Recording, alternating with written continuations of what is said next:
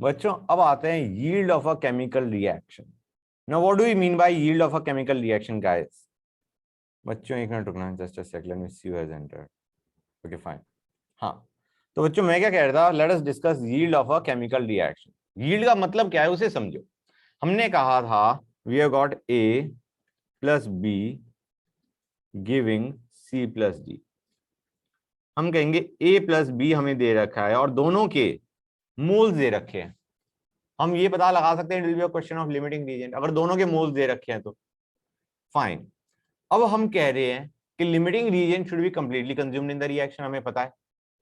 अब होगा क्या रिएक्शन के अंदर, what will actually happen is कि तुम्हारा लिमिटिंग रिएजेंट भी पूरा खत्म नहीं हुआ, मतलब the reaction did not proceed till completion, completion पे गई ही नहीं, मतलब तुम्हारा एक्सेस वाला तो बचा ही बचा, तुम्हारा लिमिटिंग रीजन भी पूरा खत्म नहीं हुआ। Now you have to find out what will be the amount of product form, या प्रोडक्ट उन्हें बता दिया कि इतना प्रोडक्ट बन रहा है, then it becomes a question of yield. Yield का मतलब समझो, एक काम करते हैं, रिएक्शन को मैं बैलेंस करके लिखता हूं, A plus two B giving C plus D. ठीक है, ए के हमें दे रखे हैं 2 मोल, बी के हमें दे रखे हैं 3 मोल। ठीक है ना गाइस, वी आर गिवन ए के 2 मोल, बी के 3 मोल। अब बंदों ने क्या किया, ध्यान से सुनो गाइस, बंदों ने हमें यह भी बता दिया सी के 0.5 मोल बने। सी के कितने बने? 0.5। क्वेश्चन में डिफरेंस समझ में आ रहा है परसेंटेज यील्ड वाले क्वेश्चन में और नॉर्मल क्वेश्चन में? नॉर्मल क्वेश्चन में हमें ए और बी रिएक्टेंट के मोल्स दे रखे होते थे, कहते थे मोल्स ऑफ सी बताओ कितने बने। यहां पे उसने मोल्स ऑफ सी भी दे दी। भाई ये क्यों दिया? हम ए और बी से नहीं निकाल सकते? निकाल सकते हैं। क्यों उन्होंने दिया है उसको समझो। वो कहना चाह रहे हैं कि even the limiting reagent is not completely consume. ठीक है गाइस, एक बार देख लेते हैं कि ऐसा क्या सिनेरियो है। पहले मुझे बताओ लिमिटिंग रीजन क्या होगा? 3/2 एंड 2/1, तो B is the limiting reagent, है ना बच्चों? अब बी के हिसाब से सी कितना बनना चाहिए था? हम कहेंगे बी से 2b से 1c बनता है, तो 3b से कितना बनना चाहिए? 3/2। 2b से 1c बनता है, तो 3 से कितना बनेगा?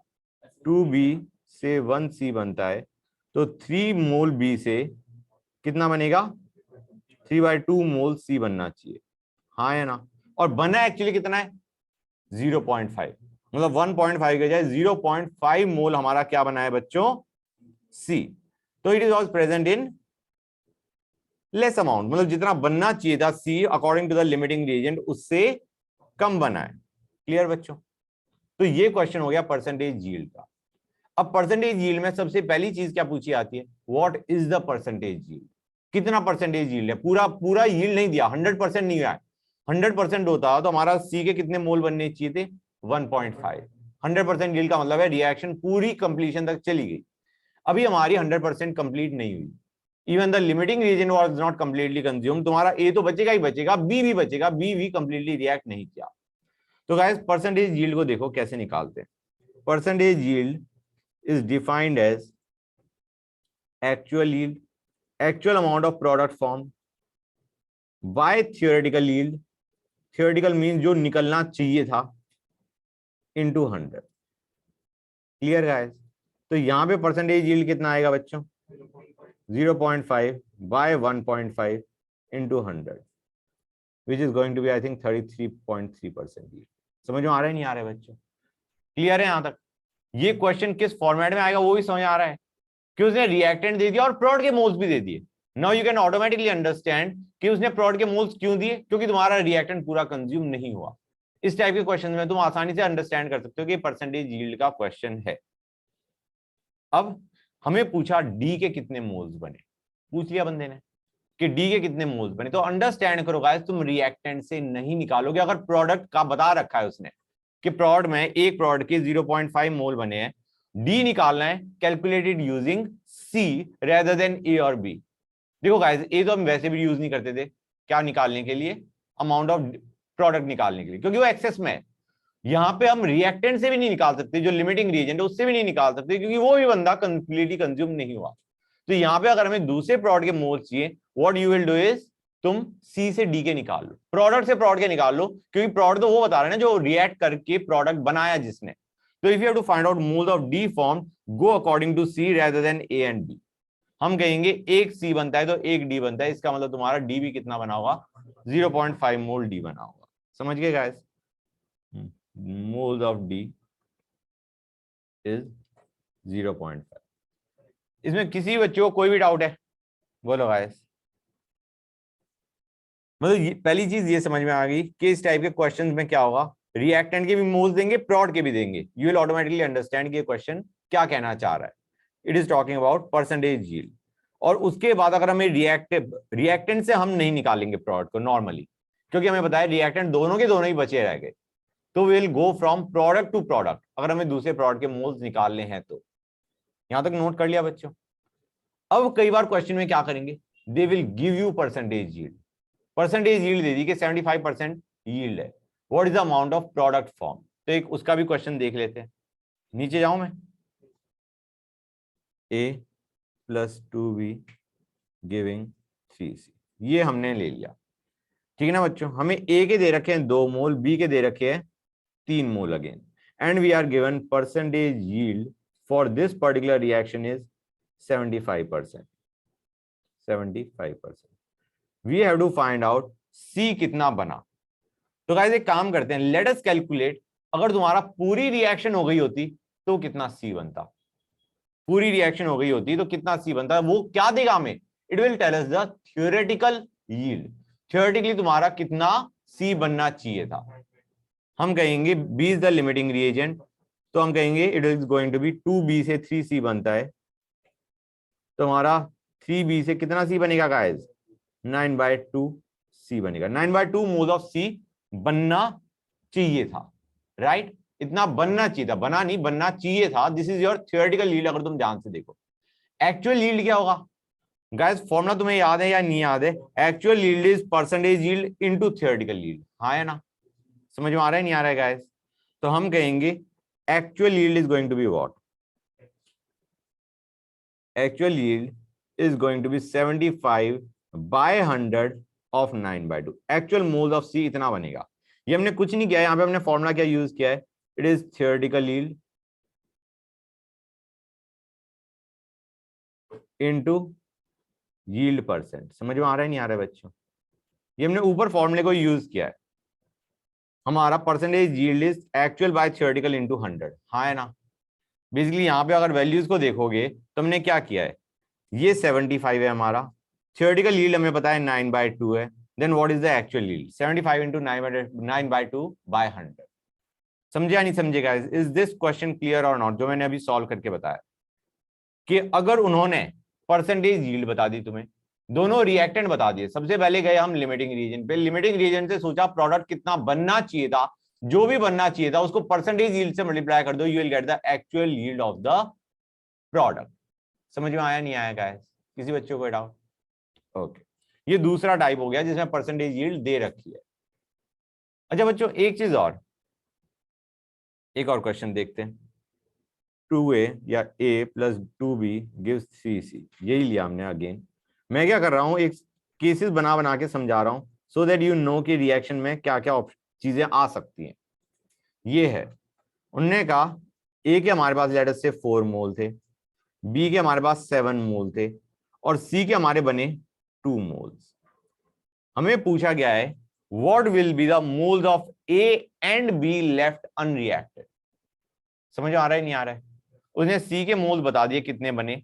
ऑब्वियस सी बात है गाइस, यहाँ पे तुम एक चीज रिलेट कर सकते हो, C के मोल्स अगर बता रखे उसने, they will be less than the theoretical yield. हाँ या ना? कि थ्योरेटिकल यील्ड में तो हम कहते हैं जो भी हमारा लिमिटिंग रीजन है वो पूरा का पूरा खत्म हो गया। अगर उसने प्रोड के भी मोल्स बता रखे, दैट बेसिकली मींस कि हमारा वो परसेंटेज यील्ड का क्वेश्चन है। समझिए हो गाइस? तुम्हारा इनमें से ए और बी दोनों के दोनों, देयर इज अ प्रोबेबिलिटी कि दोनों के दोनों थोड़े से बच गए होंगे। ठीक है ना गाइस? और अगर हमारा पूरा का पूरा खत्म हो गया होता, मतलब एक तुम देखोगे, अभी एक काम करता हूं मैं सॉल्व करके दिखाता हूं, that would be better. 3C से हमारा 2B रहा होगा, 3C के लिए वी रिक्वायर 2B, तो 2 मोल्स ऑफ C के लिए कितना मोल्स ऑफ B चाहिएगा बच्चों? 4/3 moles of B। Now these are the moles of B which reacted. समझ में आ रहा है नहीं आ रहा है बच्चों? These are the moles which reacted to form C। तो बेटा B के कितने बच गए? B left will be 7 - 4/3। ऐसे ही आते हैं किस पे? A के लिए। हम कहेंगे 3C होता है तो 1A होता है, राइट। तो हमारे पास 2 मोल सी है, तो मोल ऑफ ए कितना कंज्यूम होगा बच्चों? No, these are the mole of A which actually reacted to form product. तो हम कहेंगे मोल ऑफ ए लेफ्ट कितना हो जाएगा? 4 - 2 राइट। समझे या नहीं समझे बच्चों? गाइस ये चीज क्लियर हो गई नहीं होगी जो मैंने अभी बताई है? ऐसे क्वेश्चंस आ जाते हैं, this is how questions are asked in exam, और इसमें तुम्हारे जेई मेंस पे आ जाते हैं। उसमें वो थोड़ा सा परेशान करने के लिए बच्चे को ऑर्गेनिक रिएक्शन दे देंगे जो कि तुम्हें पता नहीं है अभी। अदरवाइज क्वेश्चन वो परसेंटेज यील्ड के आते हैं जेई में। अभी तुम उन सारे अटेम्प्ट नहीं कर पाओगे because of the simple reason कि उन्होंने ऑर्गेनिक की रिएक्शन दे दी होगी। अदरवाइज परसेंटेज यील्ड का जो तरीका है वो यही है। फाइन गाइस, एक चीज और, ये हमें दे रखा है, अगर इसमें कोई परसेंटेज यील्ड पूछता, कोई दिक्कत है तुम्हें निकालने में, हम क्या करते, हम देखते लिमिटिंग रीजन कौन सा है। 7/2 4/1 कौन सा लिमिटिंग रीजन है? 7/2। वहां से सोचो सी कितना बनना चाहिए था। 2b से 3c बनता है, तो 7b से कितना c बनना चाहिए था? इट शुड हैव बीन 21/2, हाँ या ना? 2b gives 3c, सो हमारा 7b should have given 21/2c। तो हम कहेंगे अगर कोई पूछता है इसमें परसेंटेज यील्ड, तो हम कैसे निकालेंगे इसे? It is going to be 2 divided by 21/2 into 100। समझे या नहीं समझे गाइस, ये बताओ मुझे बच्चों। क्लियर है यहां तक? कोई डाउट? Okay, that's nice. लिख लो।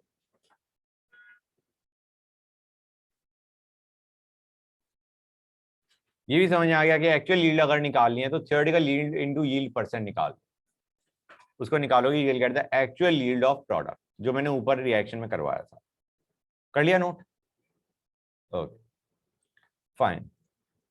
एक और क्वेश्चन बच्चों जिसमें हमारे पास मल्टीपल रिएक्शन दे रखी है, A giving B, B giving C, like that. हम कहेंगे ए गिविंग बी है, 2a गिविंग 3b है, इसका परसेंटेज यील्ड कितना है? 50%। b गिविंग 3c, इसका परसेंटेज यील्ड दे रखा है 40%। वी स्टार्ट विद ए के हमारे पास है से 4 मोल्स, या let me change the figure, 8 moles. 8 moles है हमारे पास ए के। मोल्स ऑफ सी कितने बनेंगे एट द एंड? तो गाइस ध्यान से देखो, पहले निकालते हैं ए से बी, फिर निकालते हैं बी से सी। हम कहेंगे अगर 2 मोल ए होता है तो 3 मोल बी होता है, राइट? तो गाइस मोल्स ऑफ बी कितने बनने चाहिए थे? 24/2। 2a से 3b बनता है, तो हमारा 8a से कितना बनेगा? It is going to be 24/2। ये चीज समझ में आई नहीं आई बच्चों? क्लियर है? 2a से 3b, तो हमारा 8a से 8 इंटू 3/2 विच इज 24/2। इतना मोल क्या बनेगा बच्चों? b, या बनना चाहिए था रेदर। एक्चुअली कितना बनेगा? इंटू 50/100, हाँ है ना? This was your theoretical yield into yield percent will give us the actual yield. Actually B इतना बना। अब ये हमारा वो बी है जो हमारे पहली रिएक्शन से बन रहा है। अब देखते हैं बी से सी कितना बनना चाहिए। हम कहेंगे एक बी से 3c बनता है, हाँ है ना? एक बी से 3c बनता है, तो इतने मोल बी से कितना मोल सी बनना चाहिए था? इंटू 3। और हम कहेंगे इसकी यील्ड परसेंट कितनी है? 40। This was the amount of C that should have been formed. Actually कितना फॉर्म हुआ? This is our answer. समझ में आ रहा है नहीं आ रहा है बच्चों? किसी बच्चे को doubt? These are moles of C actually form. Good. अब एक काम करते हैं, ये चीज तुम समझ गए हो। Let us change the initial condition. हमें दे रखा है मोल्स ऑफ सी फॉर्म्ड कितने हैं? सी के मोल बना एक सी का मोल बना। I need to find out A कितना लिया होगा हमने, ए हमने कितना लिया होगा। Clear guys? तो देखो हम कहेंगे 3c से एक बी चाहिए, 3c बनाने के लिए एक बी चाहिए, राइट? तो इतना मोल सी, 1 मोल सी बनाने के लिए कितना मोल बी चाहिएगा? Into 1/3। These are the moles of B जो कि चाहिए होगा to form C, right? To form 1 mole of C, इतना मोल बी होना चाहिए था, राइट? जो रिएक्ट कर रहा है, मतलब these are the moles of B which should have reacted to form C, है ना बच्चों? अब काम की चीज क्या है यार, ये तो मोल्स ऑफ बी रिएक्टेड बता रहा है, सही पूछा जाए तो एक्चुअली तो बी ज्यादा रहा होगा, हाँ है ना, क्योंकि बी का actually 40% is the amount that is actually reacting. These are, understand करो, 3 सी के लिए 1 बी चाहिए, तो 1 मोल ऑफ सी के लिए इतना मोल बी वो चाहिए जो रिएक्ट कर गया। These are the moles of B which actually reacted to form C, right. B का अमाउंट जो हमने लिया होगा that must have been mole, right, क्योंकि 40% of B is the actual amount which reacts.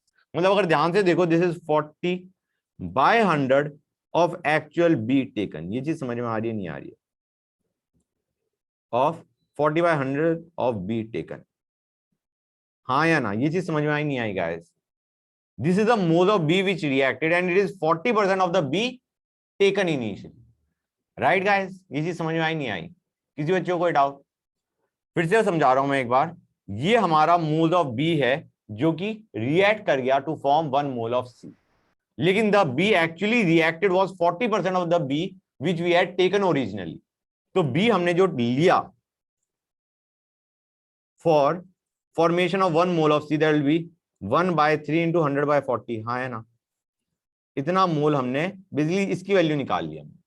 These are the moles of B जो हमने actually लिया होगा, और इसमें से 40% बी रिएक्ट कर गया to give 1 mole of C. Clear और नॉट गाइस? ये चीज समझ में आई नहीं आई? फिर से रिपीट करने की जरूरत है? ओके। अब हम कहेंगे बी के लिए ए कितना चाहिए? 3 बी के लिए 2a चाहिए, राइट गाइस? 3 बी के लिए 2a चाहिए, तो इतने मोल बी के लिए कितना मोल ए चाहिएगा बच्चों? इंटू 2/3, हाँ है ना? 3 बी के लिए 2a चाहिए, राइट? तो इतने मोल बी के लिए कितना मोल ए चाहिएगा? Into 2/3, 1/3 into 100/40 into 2/3। ये वो मोल्स ऑफ ए हैं जो रिएक्ट कर गए टू फॉर्म बी, हाँ है ना? एक्चुअली हमने कितना लिया होगा? This is basically 50% of the amount originally taken, तो इंटू 100/50 कर दो, हाँ या ना? क्योंकि this value is nothing but 50/100 of a taken initially. समझ में आ रहा है नहीं आ रहा है बच्चों? Clear guys? तो इसको मैं ऐसे लिख सकता हूं, this was nothing but 50/100 of a taken initially, क्योंकि एक्चुअली ए जितना भी लिया उसका 50% रिएक्ट करा है। हमें तो ये पूछा है ए कितना ओरिजिनली लिया, not the amount of A which originally reacted, the amount of A that we took. समझ में आ रहा है नहीं आ रहा है बच्चों? गुड। तो मेरे ख्याल से दिस विल गिव अस, ये जो पूरा एक्सप्रेशन मैंने लिखा है, this is give us moles of a taken initially, हाँ या ना? ये हमने मोल्स ऑफ ए लिए होंगे so that we get 1 mole of C as the end product. समझ गए गाइस? ऑफलाइन वालों में किसी को भी दिक्कत ये चीज समझने में? ऑनलाइन वालों में बताओ भाई गाइस, कोई किसी बच्चे को कोई डाउट है? No sir. हाँ, 1 मोल सी बना, हाँ, this is for 1 mole of C being form. Online वाले बच्चों बताओ, किसी बच्चे को कोई डाउट है इसमें? सुनाई नहीं दिया मुझे? कोई डाउट नहीं है? Good. This is what we have basically. अच्छा, एक चीज और बच्चों, इस क्वेश्चन को हम रिलेटिवली आसान भी कर सकते थे कि हमें देखो guys, something another important thing to note, reaction हमारी क्या थी? 2a giving 3b, 2a giving 3b, and दूसरी रिएक्शन क्या थी गाइस? b गिविंग 3c, ये था, राइट। इसकी यील्ड थी 50%, इसकी यील्ड थी 40%। हम कहेंगे काम करो, बी को एलिमिनेट कर दो रिएक्शन में से, बी को इस रिएक्शन में से एलिमिनेट कर दो। एलिमिनेट कैसे करोगे? तुम्हें बी को काटना है दोनों साइड में, तो let us multiply this equation by 3 and add them up. अगर हम इस रिएक्शन को भी multiply by 3 and add it up, तुम्हारा रिएक्शन क्या आ जाएगी? 2a गिविंग 9c, इस 3 it will B 3b giving 9c, दोनों तरफ ऐड कर दिया हमने। इस रिएक्शन को देखो, ये क्या बन चुकी है? 3b giving 9c, when we add them up, b b यहां से कैंसिल हो जाएगा, you will have 2a giving 9c। समझे नहीं समझे guys? This is what we have got. किसी बच्चे को कोई डाउट यहां तक? हमने जो बेसिकली बीच में जो प्रोडक्ट्स बन रहे थे उनको हटा दिया। We have got a relation between the original reactant and the final product form. अब गाइस, इस रिएक्शन का परसेंटेज यील्ड क्या होगा? तो गाइस, अगर हमारे पास सक्सेसिव रिएक्शन है परसेंटेज यील्ड वाली, तो गाइस उसका yield percent is actually yield 1 into yield 2 into 100.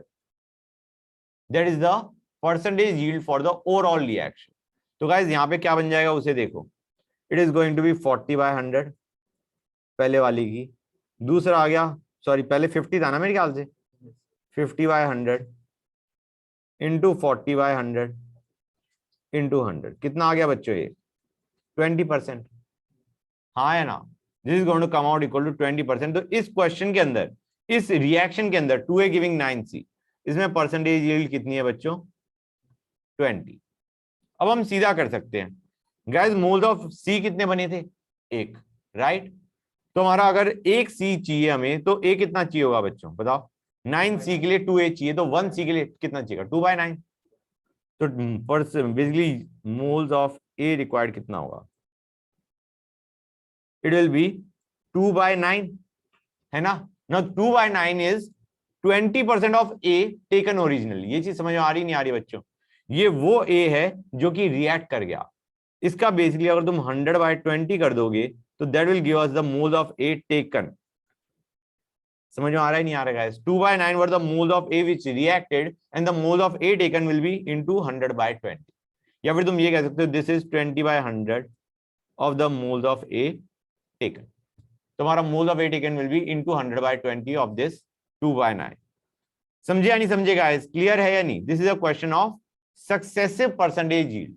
उसमें तुम्हें रिएक्टेंट के मतलब ओरिजिनल रिएक्टेंट और फाइनल प्रोडक्ट के बीच में रिलेशन चाहिए. तो काम की चीज क्या हो गई? तुम्हें बी को एलिमिनेट करना पड़ेगा रिएक्शन से. लिख लो. तुम इसको ऊपर वाले एक्सप्रेशन से रिलेट करोगे, you will get the same expression. 2/3 into 1/3 क्या आ गया? 2/9. और ये 100/40 और 100/50 क्या दे देगा हमें? This will give us 100/20. Clear guys? समझ आ रहा है नहीं आ रहा है बच्चों? This is what you will get. कर लिया नोट? कर लो. उसके बाद we all will go on to the questions of the sheet. तुम रियलाइज करोगे ये क्वेश्चन हमने काफी डिफिकल्ट भी कर लिए. मतलब जो बेसिकली परसेंटेज यील्ड पे टफेस्ट क्वेश्चन आ सकता है वो इसी फॉर्मेट पे आएगा और किसी फॉर्मेट में नहीं आने वाला. Sir open. हाँ बेटा बोलो. सर आपने 100/20 कैसे लिया? एक और भाई एक्सप्लेन कर सकते हो? हाँ बेटा. बेटा देखो 2/9 मोल्स हमारा क्या बन रहा था? A. मतलब इतना हमने A वो है, ये वो A है जो कि रिएक्ट कर गया. समझ में आ रहा है नहीं आ रहा है? लिमिटिंग रिएजेंट है A. A हमारा नॉर्मली तो पूरा खत्म होना चाहिए, इस रिएक्शन में पूरा खत्म नहीं हुआ. Right guys?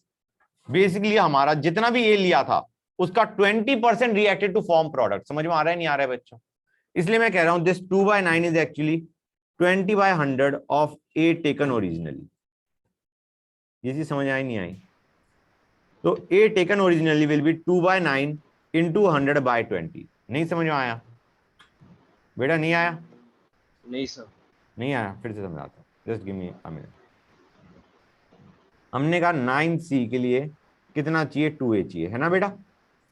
हाँ. हम कहेंगे 1C के लिए कितना A चाहिए? 2/9 A. 2/9. ये 2/9 मोल्स ऑफ A है, ठीक है ना? 2/9 मोल्स ऑफ A है. These are the moles which actually reacted. हाँ है ना? और हमें पता है सिर्फ 20% रिएक्ट करता है. A का कितना रिएक्ट करता है? रिएक्शन का है 2A गिविंग 9C, इसमें सिर्फ 20% रिएक्ट करता है. तो 2/9 is 20/100 of the A taken originally. उसका सिर्फ 20% रिएक्ट करा है. तो हमें तो ये निकालना है कि A हमने कितना लिया होगा. तो वही चीज मैंने लिखी है बेटा. यहां पे मैंने क्या लिखा है कि these are the moles of A which reacted. This is actually 20/100 of A taken originally. समझ आ रहा है नहीं आ रहा है? तो A ओरिजिनली क्या होगा? It will be 2/9 into 100/20. ये निकालना है बेटा. तो हम 100 को इधर ले गए, 20 को डिनोमिनेटर में ले गए. समझ में आ रहा है नहीं आ रहा है बेटा? बताओ. यस सर, आ गया. अब आ गया? Okay. We are done with this thing. Sheet खोलो गाइस, ओपन द शीट.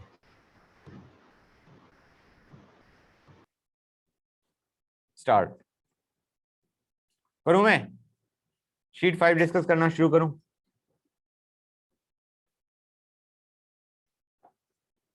बच्चों सीधा आओ क्वेश्चन नंबर 4 पे. Go on to question number 4. पढ़ो उस क्वेश्चन को. उसने 10 ग्राम CaCO3 दे रखा है, 5.6 ग्राम CO बन रहा है, CO2 कितना बना होगा? अब उसने अंडरस्टैंड करो, उसने रिएक्टेंट के 10 ग्राम दे दिए, एक प्रोडक्ट के भी ग्राम दे दिए, और दूसरे प्रोडक्ट के अमाउंट पूछ रहा है।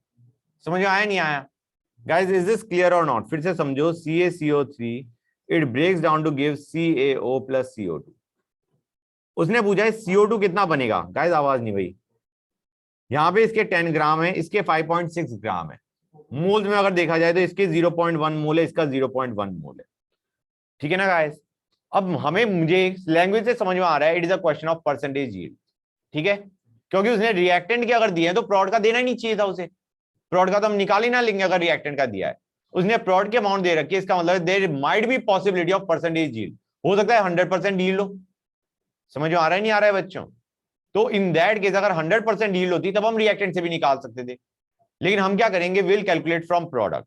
हम कहेंगे एक CaO होता है तो एक CO2 बनता है, एक CaO बनता है तो एक CO2 बनता है। हमारा 0.1 मोल CaO बना तो हमारा 0.1 मोल ही CO2 बनना चाहिए, हाँ या ना? तो basically it will B 0.1, you multiply by molecular mass, you will get the actual grams of CO2 form। समझ आ रहा है नहीं आ रहा है बच्चों? काम की चीज क्या है, मैंने CaCO3 से नहीं निकाला, मैंने CaO से निकाला, क्योंकि हमें पता है जितना हमारा प्रोडक्ट का एक का अमाउंट बनेगा उसी के प्रोपोर्शन में दूसरा बनेगा। I did not look at the reactant guys. काम की चीज क्या है, इस क्वेश्चन में 100% यील्ड है। ध्यान से देखो, अगर 0.1 मोल CaCO3 लेते हो तो उससे CO2 कितना बनना चाहिए? 0.1 नहीं बनना चाहिए। 1 CaCO3 gives 1 CO2। तो गाइज यहां पे तुमने इससे भी कर दिया, सेम आंसर आ गया, but this method is wrong, क्योंकि there might be a possibility, तुम कहोगे सर 0.1 मोल CaCO3 था, इससे 0.1 बना दो। हो सकता है कि जो CO बनाओ वो 0.05 बनाओ। तो rather than calculating from CaCO3 and getting the wrong answer, तुम प्रोडक्ट टू प्रोडक्ट जाओगे। ये चीज समझ में आई नहीं आई बच्चों, बताओ मुझे गाइज, ये चीज क्लियर हुई या नहीं हुई? This is your answer. Answer तो हमारा निकल गया। काम की चीज क्या थी कि तुमने रिएक्टेंट से प्रोडक्ट नहीं निकाला, तुमने प्रोडक्ट से दूसरा प्रोडक्ट निकाला। That was very important. Okay guys, next question number 6 पढ़ो। वो दूसरे टॉपिक पे बेस्ड है जो अभी करवाया नहीं। हाँ बेटा, क्लियर है? कोई डाउट बताओ बेटा। ओके, उसने दोनों रिएक्टेंट के मोल दे दिया और उसने प्रोडक्ट का भी वॉल्यूम दे दी। समझ में आ रहा है नहीं आ रहा है बच्चों? उसने 2 मोल MnO2 दिया। क्या हुआ बेटा? कोई दिक्कत है? क्या हुआ? ओके गाइस, MnO2 के मोल दे दिए, HCl के दे दिए, और Cl2 का भी अमाउंट दे दी। तो गाइस यहां पे हमें क्या करना है, this is a question of percentage yield, हाँ है ना? उसने पूछा what is the actual percentage yield of Cl2। Cl2 actually कितना, मतलब कितने परसेंट में बना। ठीक है गाइस, एक्सप्रेशन लिखूं मैं सीधा? वैसे मुझे पूरा लिखना पड़ेगा शायद, मैं देखता हूं। MnO2 plus 4HCl gives MnCl2 plus 2H2O plus Cl2। ये 1 दे रखा है, ये हमें नहीं, ये 2 दे रखा है, ये 4 दे रखा है, हाँ है ना? लिमिटिंग रीजन कौन सा है गाइस, फटाफट बताओ। HCl is the limiting reagent, 4/4 है, ये 2/1 है। HCl is the limiting reagent. हम कहेंगे 4 HCl से 1 Cl2 बनता है। ये हमने इससे देखा है, 4 HCl से 1 Cl2 बनता है। उसने 4 मोल ही HCl दे रखा है, तो कितना मोल Cl2 बनना चाहिए था? एक्चुअली 1 बनना चाहिए था भाई। 4 से 1 बनता है और हमें 4 मोल ही HCl दे रखा है, तो 1 mole Cl2 should have been form, right? Right, 1 mole Cl2 should have been form. तो हम क्या कहेंगे, 1 मोल की वॉल्यूम क्या होती है? अब गाइस उसने, या तो हम अंडरस्टैंड करो, या तो हम 11.2 लीटर एट STP को मोल में कन्वर्ट करें। कैसे? हम कहेंगे एक्चुअल यील्ड कितनी है, 11.2 बाय 22.4, हाँ है ना? वॉल्यूम एट STP दे रखा है, अगर वॉल्यूम एट STP दे रखा है, मोल्स निकालने के लिए हम क्या करते हैं, वी डिवाइड बाय 22.4, हाँ है ना? ये याद आ रहा है नहीं याद आ रहा है? गुड। तो ये हमें दे रहा है actual moles of Cl2 form. बनने कितने चाहिए थे? 1 into 100। This is your answer guys. समझ में आया नहीं आया बच्चों? These are the moles of Cl2 actually formed। moles of Cl2 जो बनने चाहिए थे वो इतने हैं। This is your actual yield, this is your theoretical yield, into 100 will give you the answer guys। हाँ या ना? किसी बच्चों को डाउट यहां तक? बोलो गाइस। ओके, तो that is your percentage yield. इसको ऐसे भी कर सकते थे, कोई दिक्कत नहीं है। हमने यील्ड को rather than calculating in terms of moles, तुम वॉल्यूम के टर्म्स में कैलकुलेट कर लो। हम कहेंगे इसकी वॉल्यूम कितनी बनी 11.2 एक्चुअल जो बनी, और बननी कितनी चाहिए थी, एक मोल है, एक मोल की वॉल्यूम कितनी होती है 22.4। यहां पे हमने किस में कर दिया in terms of volume into 100, मतलब volume of Cl2 actually form by volume of Cl2 which should have been form into 100। ये 22.4 कैसे आया, दिस इज 22.4 इनटू 1, क्योंकि एक मोल Cl2 बनना चाहिए था। तो बेसिकली इतना 22.4 लीटर तुम्हारा Cl2 बनना चाहिए था, 1 मोल Cl2 बनना चाहिए था। दैट बेसिकली मींस तुम्हारा 22.4 लीटर Cl2 बनना चाहिए था। मतलब rather than going from moles theoretical actual moles bye theoretical moles into 100, हमने किया actual volume by theoretical volume into 100। किसी बच्चे को कोई डाउट यहां तक होना तो नीचे। वैसे नेक्स्ट पे आते हैं बच्चों, let us go on to question number 9 में मेरे ख्याल से कोई दिक्कत नहीं आनी चाहिए, चेक करो, ये पुरानी चीजों पे बेस्ड है, नहीं आएगी ना। क्वेश्चन नंबर 9 डन, मैं मान के चल रहा हूं हो जाएगा। It is based on prior concept जो हमने पढ़े हैं। क्वेश्चन नंबर 11 पे आओ गाइस। क्वेश्चन नंबर 11 देखो, उसने एनएस रिएक्शन दे रखी है, दोनों के ग्राम दे रखे हैं और प्रोडक्ट के भी ग्राम दे रखे हैं। तो हम क्या करेंगे गाइस, मैं एक बार रिएक्शन लिख देता हूं, 2NH3 plus 5F2 gives N2F4 plus 6HF। Guys NH3 के मोल्स कितने होंगे, 2 bye molecular mass of NH3 which is 17, हाँ है ना, basically 2 bye m of NH3 लिख देता हूं, कन्वीनियंट रहेगा। ये मोल्स ऑफ NH3 है, मोल्स ऑफ F2 कितने आएंगे 8 bye molecular mass of F2, right बच्चों। अब इसमें तुम क्या करोगे, और हमें N2F4 के भी मोल्स दे रखे, कितने बने 3.56 bye molecular mass of N2F4, इतने मोल N2F4 बना। यहां से हम क्या करेंगे, सबसे पहले we will find out the limiting reagent, सबसे पहले हम लिमिटिंग रिएजेंट फाइंड आउट करेंगे, उसके बाद हम थ्योरेटिकल यील्ड निकालेंगे जो लिमिटिंग रिएजेंट के हिसाब से आनी चाहिए, और एक्चुअल यील्ड हमें दे रखी है 3.56 bye molecular mass of N2F4, तो हमारा जो परसेंटेज यील्ड है उसके बाद वो आ जाएगा। Percentage yield will be nothing but 3.56 bye molecular mass of N2F4 over theoretical yield, जो कि इनमें से लिमिटिंग रिएजेंट फाइंड आउट करके निकाली जाएगी, इनटू 100, हाँ या ना, क्लियर और not guys. These are the actual moles form by theoretical yield जो कि लिमिटिंग रिएजेंट के थ्रू आएगा, इनटू 100, हाँ या ना, बोलो गाइस। किसी बच्चों को डाउट यहां तक, किसी को भी डाउट नहीं है, चीज वही है, ग्राम दे रखे, मोल पे गए, मोल से लिमिटिंग रीजन निकाला, लिमिटिंग रीजन से हमने ये देखा कितने मोल बनने चाहिए थे, and actual moles found by theoretical moles into 100 will give us percentage yield. Okay, question number 12 सही पूछा जाए तुम छोड़ सकते हो, मैंने दे दिया, otherwise it is not important. यहां पे एक चीज समझने की है, क्वेश्चन नंबर 12 को मैं बता देता हूं अभी। हम कहते हैं if pressure and temperature are same, then volume of gas is directly proportional to moles of gas.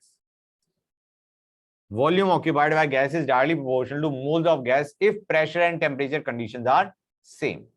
तो मुझे बताओ गाइस, क्वेश्चन नंबर 12 को करके बताओ क्या कहना चाह रहे हो। क्वेश्चन नंबर 12 पढ़ो।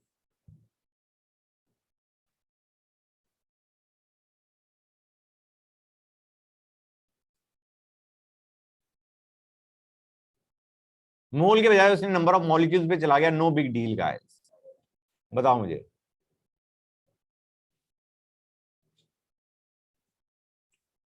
भाई अगर हमारा n मॉलिक्यूल्स कंटेन करता है 1 लीटर ऑक्सीजन, राइट, तो 2 लीटर, प्रेशर और टेम्परेचर तो सेम है, तो उसने जो भी प्रेशर और टेम्परेचर दे रखा है दैट इज इररेलेवेंट, हमारे किसी काम का नहीं है। हम तो कहेंगे कि 2 लीटर में, सॉरी 1 लीटर में n मॉलिक्यूल्स है, तो 2 लीटर में कितने मॉलिक्यूल्स होंगे 2n, v is directly proportional to n, that's the only thing we have to do. Volume is directly proportional to number of moles. अगर वॉल्यूम 1 पे moles हमारे या मॉलिक्यूल्स n है, तो अगर हम वॉल्यूम 2 लेंगे तो नंबर ऑफ मॉलिक्यूल्स 2n हो जाएंगे। गुड, अब आते हैं किस पे, अब आते हैं question number 18। Question number 18 is simple, it is not based on limiting reagent, या percentage yield, but it is nice. Question number 80, ये एक्चुअली तुम्हारा क्वेश्चन सही पूछा जाए तो किसका है, स्टोइचियोमेट्री का है, but not that of percentage yield, I don't think so. उसने पूछा है कितनी, क्वेश्चन पढ़ो गाइस, उसने कहा 1 घंटे में 34 ग्राम ऑफ सुक्रोज बर्न होता है।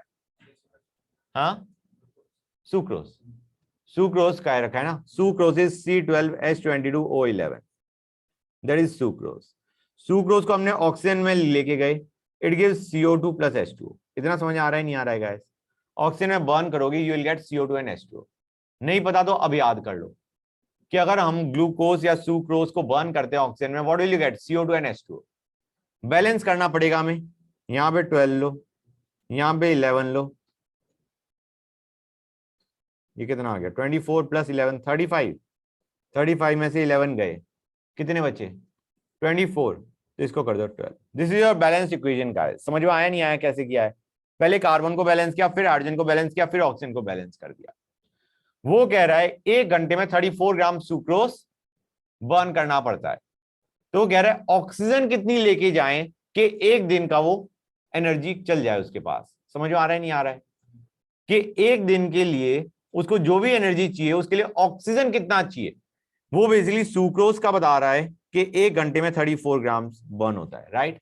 तो पहले काम करते हैं, 1 दिन में देखते हैं कितना बर्न होगा, इंटू 24, इतना ग्राम सुक्रोज बर्न हो रहा होगा इन 1 डे, राइट गाइस। और हमें पूछा है कितना ग्राम ऑक्सीजन चाहिए सुक्रोज को बर्न करने के लिए। अब क्वेश्चन समझ में आया नहीं आया? They have given you grams of sucrose जो कि बर्न होगा, और वो पूछ रहे हैं उसके लिए ऑक्सीजन के कितने ग्राम्स चाहिए टू बर्न इट। कर सकते हो नहीं कर सकते? अब हम कहेंगे these are the grams of sucrose जो बर्न हुआ, divided by molecular mass of sucrose which is 342। इतना मोल सुक्रोज बर्न होता है 1 दिन में, उसके लिए ऑक्सीजन के मोल्स कितने चाहिए? These are moles of sucrose, तो मोल्स ऑफ ऑक्सीजन कितने चाहिए, इंटू 12। हाँ है ना, these are the moles of sucrose burn in 1 day, तो उसके लिए moles of oxygen will be this, for grams of oxygen you multiply by this is going to give you the answer। हाँ या ना? Question की language खराब थी, question was very easy. ये चीज समझ में आई नहीं आई गाइस? किसी बच्चों को डाउट? राइट, क्वेश्चन नंबर 19 पे आओ बच्चों, और बताओ कि होगा या नहीं होगा।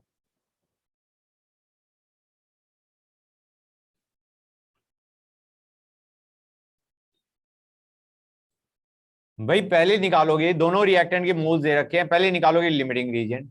लिमिटिंग रीजन से देखोगे NaNO3 कितना बनना चाहिए था, और तुम्हारा एक्चुअल यील्ड उन्हें दे रखा है 6.3 मोल। तो 6.3 by theoretical yield calculated using limiting reagent into 100 will give the answer. हाँ या ना? गुड। Next question number 23,